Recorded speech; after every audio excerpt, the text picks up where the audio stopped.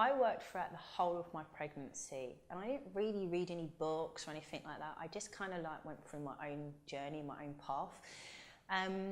So I'm going to share some tips with you now. They're mainly for choreographers and dancers, but you can adapt it to yourself, because if you're a performer, you're a performer. And if any of it helps you being on set or even preparing to be on set, then that's a blessing.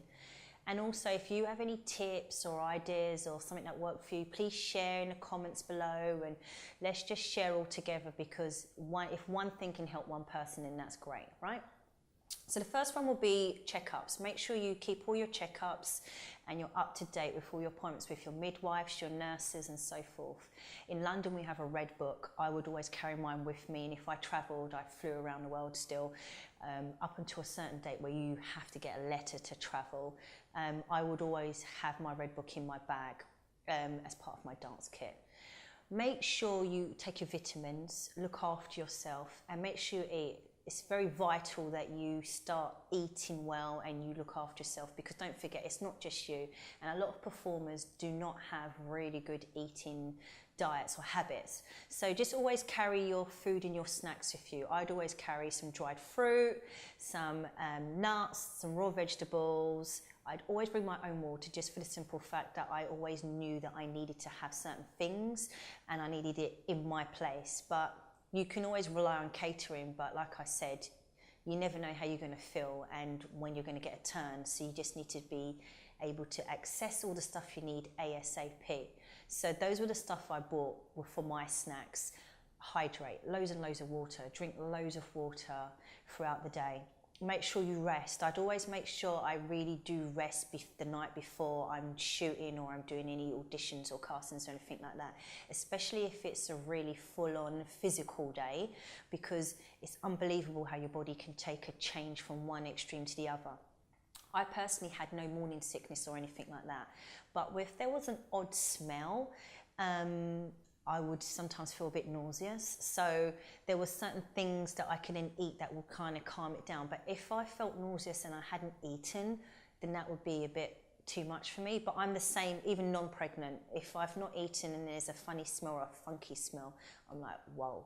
So make sure you have stuff in your bag for that. Be early. I would always be early, because I'd never know how I'd feel. Traveling down, you might feel funny. When you get there, you just never know.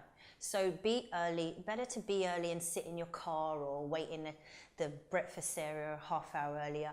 You feel relaxed, you know, you can prepare yourself, go through your treatments again or go through the movement or whatever it needs to be, your line, your scripts and so forth. Wear comfortable clothing. Make sure you can maneuver and you can move and you're not feeling in your head and you're not conscious about it all. Obviously, if you are a performer, you'll be given wardrobe.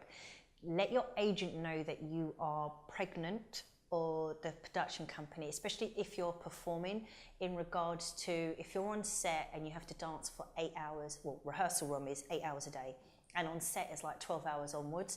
Can you handle that? Depends on what stage you are in your pregnancy, which trimester you are in.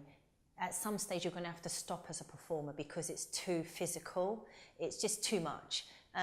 Obviously, as a choreographer being on the back end, that's absolutely fine, because you're teaching it, you're cleaning it, you're making sure everything is right and perfect. It's about the performers, you know, so it's all about the eye. But if you're performing still, there comes a point where, well, you're going to start showing, but some people don't.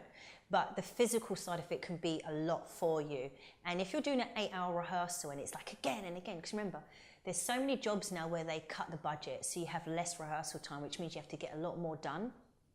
That's quite full on, you know, hence why I say bring food, because sometimes in that break you might not want to go anywhere, you just need to be like, you know, so be prepared and know whether you can do it or not, or if this is even worth it, because if anything happened, God forbid, you would always be like, oh, it's because of this, it's because of that, and you don't want any of that. You just actually want to enjoy it. It just wants to be an experience where it's like, yeah, I'm pregnant, but I'm also still working and I'm also still doing this. So know when to stop, or to say, actually, I'm going to call this a day until afterwards. Especially if you are performing, let the stylist know, because of the clothing and the tightness and all that kind of stuff. You know what you need to do. You know your body better than anybody else. Make sure you have a chair.